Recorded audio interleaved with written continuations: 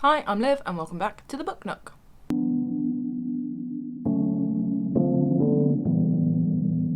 Hey guys, so I thought today I would film my wrap up upstairs in my bedroom. I reorganised things a while back and gave you like a sneaky peek, and I got bored of it, so reorganised things again, put them back pretty much how they were, because that's just what I do. But I've still got a nice little reading nook here. I have got these two bookshelves, which I am being a custodian of for my friend, as I've mentioned before. If they want them back, if they ever move and have room for them and want them back, they are theirs.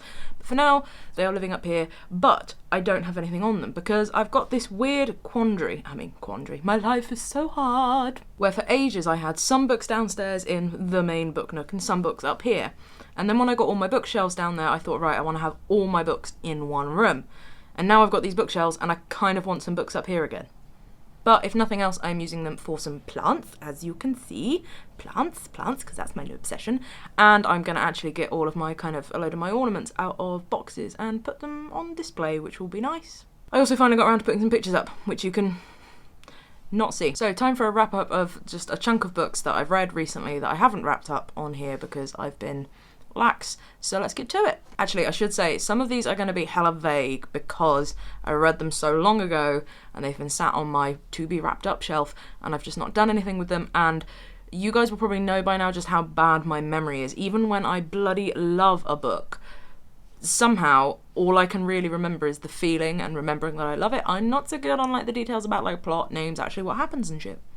Turns out this chair is super lovely for sitting back and reading in, but it's not quite so great on the old back for sitting up and doing a video in, but hey ho. First up we have Ali Smith. This is the last in the seasonal quartet. This is Summer, and I read this at the very tail end of the nice weather we were having here for all of a couple of weeks, and I loved it personally. I will probably maybe do a video one day about Ali Smith. I mean, how many times have I said that in my booktubing career? But who knows, maybe. But essentially, the seasonal quartet I just absolutely adored. It's been something to look forward to every season, and I'm kind of sad we're not going to have that again. But this one sort of, I was going to say it wraps things up, but it doesn't, because that's kind of the point of the quartet. It doesn't wrap anything up. It's kind of the point of what Ali Smith does. She doesn't wrap anything up. She opens things up and goes, look. But this one has characters from all the other the other three, because there are 4 in total, and 3 plus 1 is 4. From all the other books in the quartet, and it does the Ali Smith thing of sort of wibbly wobbly timey-wimey and just running threads and making you think about things, and just, I mean, in some respects Ali Smith is not really an easy author for me to actually talk about, which is, I've always found that books that I really love, I struggle to talk about more than books I maybe don't like or I'm a bit kind of apathetic about, because it's almost like the enthusiasm kind of overrides. So, I mean, were you really expecting anything other than positivity? What? Next up, we have Pew by Catherine Lacey. Now, this is quite a slim little novel. I don't know. It's probably on the cusp of just tipped over novella into short novel. Maybe, probably, who knows. And this is a book about a young person who is found in a church pew. And they don't talk, they don't seem to know much about themselves, who they are, where they're from, what's going on. We don't know who this person is. And essentially it's just a small slice of exploring belonging and identity, and who an identity is most important to, and the fact that a lot of the time someone's identity is actually not as important to them as it is to other people. This kind of need that a lot of communities have at the moment to know, well, what box do you fit in? Who are you? What are you? How do I deal with you? Rather than taking people as people. Basically, that is to say, this is a very small novel, but it really, really is incisive and packs a punch. I hate all these cliches, but you kind of absorb cliches so much that you end up spewing them out again. But basically, it's a really fantastic book. Basically, I really, really recommend this one. It won't take you long to read, but it will linger with you for a while and make you think. Next up is a book that at my time of reading it and intending to do a wrap-up straight off the back of it very quickly was all over the place, and that is Boy Parts by Eliza Clark. Now, this is published by Influx Press, and it is just brilliant. Lots of people have sort of drawn like an American Psycho kind of parallel. I've never read nor seen American Psycho, so I cannot confirm nor deny.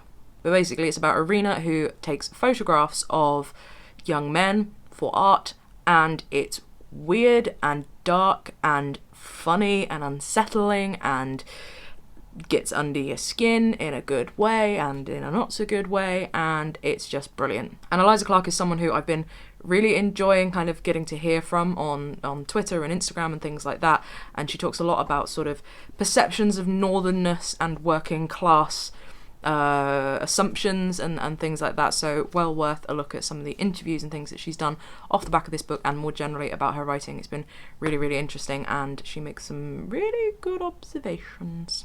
Next up is a short story collection, which I will, full disclaimer now, say that I'm pals with the editor, and that is Outsiders by Alice Slater. Now, this is published by 3 of Cups Press, edited by Alice Slater and forwarded by Aronson Okiji. Now, this is one that I put a sort of probably one of my longer kind of Instagram captions, that's the word, which was kind of like a mini review, and I said in that at the time, I will talk about this more in depth on a video, but of course it's been longer, too long, and things have fallen out of my head. But suffice to say, and I'm going to reread, because short stories, they're just fab to reread. I'm going to reread this one, and I will do something more in depth, probably in a short stories video. But this is a collection all about outsiders and otherness, what it means to be an outsider on the outside, what it means to be on the inside, and how that has an interplay with how we act with people. Some similar themes. Now I'm talking, and having talked about Pew earlier, just a minute ago, about identity, and again, who an identity is important to, but this plays more with the importance of identity to self, how that, as I say, interacts with other people's perceptions of our identity, outsiders, otherness. It's just fantastic. All the stories in this one, you've got people in here like Julia Armfield, Jen Campbell, Emma Hutton, Kirsty Logan, Heather Parry, Anna Walsh, Ellie Williams, Lara Williams, Anna Wood, more names that I was tripping over my words already. Both the forward and the introduction give a sort of idea of the aims of this collection, and boy does it succeed. And also, just other than that, they are just damn good stories in their own right. If you are a short story reader and you like reading short stories, you're gonna love these. I can't pick a favourite. I keep thinking I've actually, I mean, this book got bashed by the postman, so as a book got bashed, I kind of thought, right, you're going to be a bash book, so I've scribbled in it and stuff like that, and there are lines from pretty much every story that just sort of stick with me, and I would read a line and go, ooh, boy, I need a minute. And as I say, picking a favourite is really bloody difficult. Every time I think, oh yeah, no, that one's my favourite, I flick through and I read a line from another one, or I jog my memory as to one of the other stories, I'm like, oh no, that one. I think possibly the ones that spring to mind is Kirsty Logan's Found Girls and Ellie Williams', forgotten the name, but I know I love it. Basically, go and pick yourself a copy. A, support an indie publisher, and B, get something lovely out of it. Flames by Robbie Arnott. I've seen Simon Savage talk about Robbie's work, and this book just definitely one of my books reads of the year. I don't know when it was published, actually. I think this is possibly the first book I've ever read by a Tasmanian author, and the first book I've ever read set in Tasmania. I could be wrong. I don't really know how much I can sort of say about this book that won't sort of give stuff away, but at the same time it can't really give stuff away because it's so weird. Essentially, there's a family where all the women of the family, after they die, they come back to life again briefly in a kind of way in which they've melded with nature or the sort of manner of their death or something like that, and there's a supernatural element all the way through this book, but it's also people and relationships and family ties and kind of how your heritage paves your path and not wanting to stay on that path, and how much of it is sort of predetermined and things like that. It's weird and it's bonkers. It's beautiful. The writing in it is some of the best writing I've read in a long time. It just carries you away. It's funny. It's just amazing. I thoroughly recommend this one. If you just go get it now. Okay, bye. Next up, I read Claudia Rankine's Don't Let Me Be Lonely, an American Lyric. I feel like I called this one something totally wrong in my last video. I think I got hung up on the American Lyric bit and got the titles wrong, but anyway, this deals with America and Americanness and basically all the things that are wrong with American society, or some of the things that are right with it as well, but all the things that are wrong with American society, and it's just, as with Citizen, it's just fantastic. Again, because I'm kind of forgetting how to talk about books again, or remembering how to talk about books, I can't sort of formulate words, but this book says so much and says it so beautifully and so powerfully and anger-inducingly, and just go read it. Next up, a book that I just happened to randomly pick up because I didn't have a book with me, and that is Animals by Emma Jane Unsworth. This is one I've been meaning to read for yonks. Lots of people have talked about it over the years, and I quite enjoyed it. I suppose now you'd say it's a sort of similar vein to Conversations with Friends, but it's kind of got more of an edge. It's a bit more sort of upbeat, and yeah, two women of a certain age figuring out their friendship while one's engaged, about sort of growing up and the things we do when we're younger versus the things we do as we're growing up, relationships with alcohol and drugs and all things like that. So again, enjoyed it. Nice little rompy read. Yeah. If I'm honest, I found it frustrating in parts, and the ending I found a bit a mix between kind of obvious and shoehorned, if that makes sense. Sort of as I just didn't think it needed it. It didn't need it to be complete, and yeah. Next up, more short stories. This year's collection of BBC National Short Story Award shortlist, published by Comma Press. The 5 shortlisted stories for the BBC National Short Story Award this year.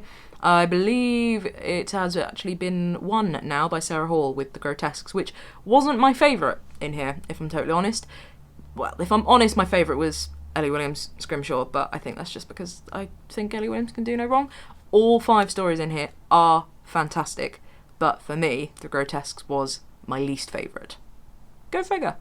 I didn't award the prize, that's why. So just because this prize has been won doesn't mean you shouldn't go and read this, because you've got 5 lovely stories in here and they're all brilliant. Now lastly, I feel really bad doing this, but I'm DNFing Pine. It's not that it's not good, it's not that it's not written well, but child narrators, it's a me thing. This is one of those circumstances where I feel like I can say to a book, it's not you, it's me.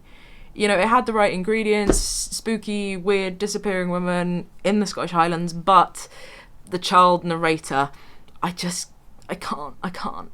I don't know what it is about them, and I know I'm not the only one who has a problem with child narrators, and there've only been very few books over the years with child narrators or a younger narrator that I have been able to tolerate. It's almost like once I got past a certain age, I just didn't want to read books from that point of view anymore. I just found it kind of frustrating and, oh, you're annoying. But as I say, that's totally all me. That's a taste thing. That's not a bad book thing.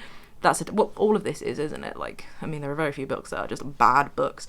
Digression. So I hate to do it because I don't like DNFing, but I'm struggling to read enough at the moment anyway. I'm still in a bit of a reading slump, so I don't need to spend time on a book that's not grabbing me. I'm going to keep it on my shelves, don't get me wrong, keep it on my shelves, and it will be one that I will maybe go back to next autumn or something like that, or, I mean, I don't have to read it in autumn, whenever I want, and I will see if I can stomach the child narrator again. It feels really mean, and I don't like being mean, but kids telling stories, no thanks. So that's my kind of chunk of books that I was waiting to wrap up. They were waiting for me to wrap them up like a little present in a bow. It's nearly Christmas. No. Okay, forget I mentioned Christmas. We're not doing that. Have you guys read any of these? Do you have any more coherent thoughts about any of these than I had? That's not hard to do because my brain is wonky. Hope you are all keeping safe and well still. I am very excited because I found all my winter hats and scarves. I thought I'd lost them. I had 2 days of genuinely not being able to find them anywhere. Thought I'd lost them. Thought we'd accidentally taken all the ones I was keeping to a charity shop as well as all the ones I was getting rid of. And I was getting very, very distressed. But we finally found them in the roof and I've sorted through them and I have more hats and scarves than a shop that sells hats and scarves. What have you guys been reading? Have a chat with me down in the comments below, etc, etc, forthwith, and carry on, dear. I will see you next time when I do something with books and my face on the internet.